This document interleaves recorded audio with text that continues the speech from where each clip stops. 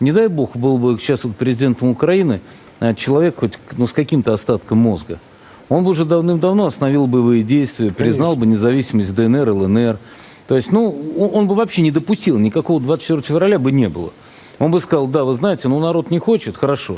Значит, давайте вот в границах ДНР, ЛНР мы признаем, мы уважаем, это будут братские государства, будем выстраивать отношения. Инстинкт самосохранения. Да, то есть было бы понимание. Но когда поставили эту жалкую тряпичную куколку, то каждое действие, все, что произносит, показывает, что у нас просто не остается другого выхода. Смотрите, Зеленский датским СМИ заявляет, после вчерашнего, преступления, то, что вчера произошло, тот обстрел Донецка, который был, но в принципе это абсолютно очевидно. Это преступление, за которое, если бы времена были другие, Зеленский должен был бы ответить в Гааге. Это не какая-нибудь Буча, которую еще надо долго проверять и доказывать. Здесь вот все налицо, все доказано. При этом, что очень важно, что для разумных людей доказано. Для разумных людей доказано. Но Зеленский, он же из тех же, которые потребляют такой же гадкий продукт, как информационные СМИ, как немецкие, так и французские. Что Зеленский говорит? Нам не интересны обстрелы гражданских людей. Мы не террористы, чтобы обстреливать гражданские кварталы. Мы нормальные люди. Это оружие нам нужно, чтобы освободить нашу страну. Понятно, да? Это после того, что они вчера учудили в Донецке, стрельба по роддому, стрельба по детскому центру, стрельба по рынку. То есть никакие военные цели даже близко не были назначены. 300, да? Было 300, вчера выпущено. 300, да, сегодня 300, опять обстрел жесточайший. То есть погибшие женщины, дети, ребенок один вчера погиб. Но как вы думаете, кто обстреливал? Посмотрите, какой информационный продукт скармливают европейцам. После этого, если французы и немцы не понимают, почему мы поддерживаем то, что написал Дмитрий Анатольевич Медведев в своем коротком твите, да мы просто вас ненавидим, лжецы вы подлые. Вот покажите этих нелюдей, которые лгут и даже не стесняясь своей лжи. Вот это Deutschland, покажите вот это Deutschland, телевизион. От этого рынка в восточно-украинском городе Донецке мало что осталось, говорит Анна Зая. Сообщается, что в результате российского нападения 3 человека погибли. Российского нападения. Нравится вам это, да? Украинцы все более бессильны против армии. Украинский президент разочарован в Западе. То есть немецкая лживая тварь. Немецкая лживая тварь. Французы недалеко. Вот, пожалуйста, российские бомбардировки продолжаются в Донецке, на востоке Украины. Макрон! Тебе мало, что твои снаряды убивают мирных жителей? Еще и твоя наглая пресса лжет. Лживые мерзавцы. Вы пропагандисты нацистского режима. Вы наследники Геббельса. Вы сторонники нацистских убийц. Ваша вина личная в гибели детей и женщин Донбасса. Ваши руки в их крови. Немецкие, французские псевдо-СМИ. Пропагандистские шавки.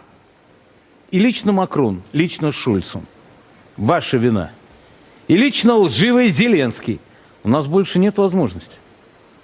Вы нам не оставили выбора, Василий Дмитриевич. У нас нет больше выбора. Мы знаем, хоть на клочке земли будет раздаваться этот укронацистский вопль, и оттуда будут стрелять по несчастным украинцам, которые не хотят жить под нацистским режимом. По украинцам, тех, кого еще не так давно вы считали гражданами своей страны.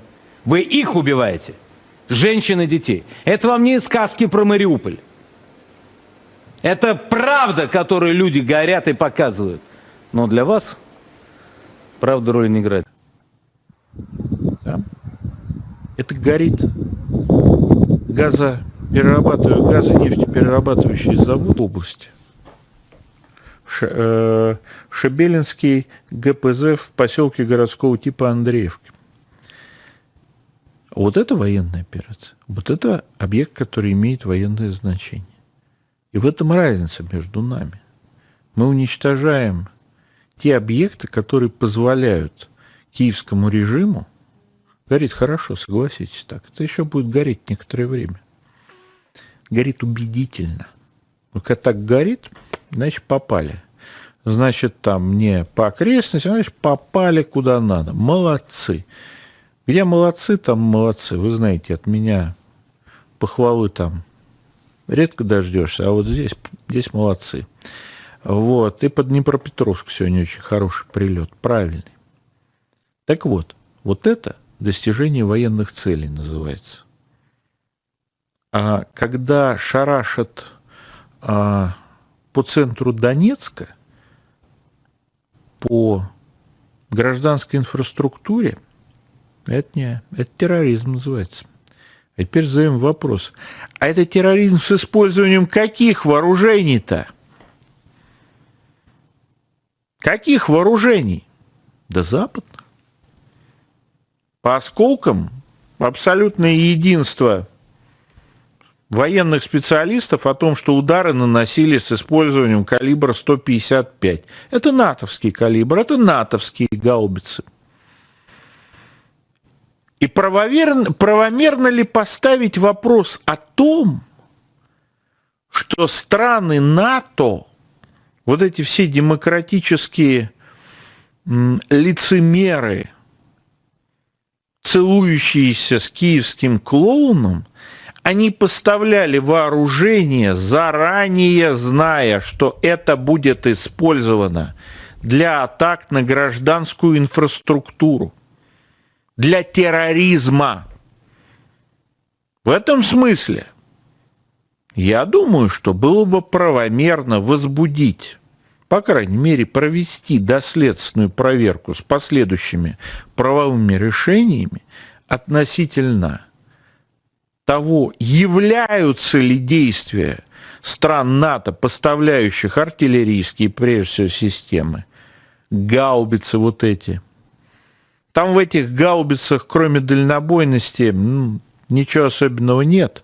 А вот дальнобойность есть, и даже не столько дело в гаубицах, сколько в снарядах, которые к ним поставляются. Сами-то гаубицы тоже не вершина технологического развития. Так вот, необходимо установить, есть ли в действиях должностных лиц стран Запада, принимавших и санкционирующих поставки такого рода вооружений киевскому режиму, признаки поддержки терроризма в отношении мирных граждан. Потому что совершенно очевидно, что оружие, которое поставляется с Запада, в значительной степени используется не для того, чтобы воевать с российскими вооруженными силами, и не для того, чтобы воевать с корпусами Луганской и Донецкой Народной Республик. Нет. Это оружие используется в значительной мере для того, чтобы убивать гражданских людей. И я думаю, что мы должны установить круг лиц Великобритании, Соединенных Штатах, Франции, Словакии, Чехии, Германии и всех стран, Греции, и всех стран, которые принимали решения, которые страховали эти грузы, в том числе в отношении страховщиков, транспортных компаний. И они должны рассматриваться нами в качестве соучастников террористических актов против мирного населения с соответствующими юридическими последствиями, в том числе в отношении не только их лично, как биологических существ, но и, например, их собственности, их активов компаний, которыми они владеют. Мы должны сделать так, чтобы у людей, которые помогают нацистскому режиму, горела земля под ногами.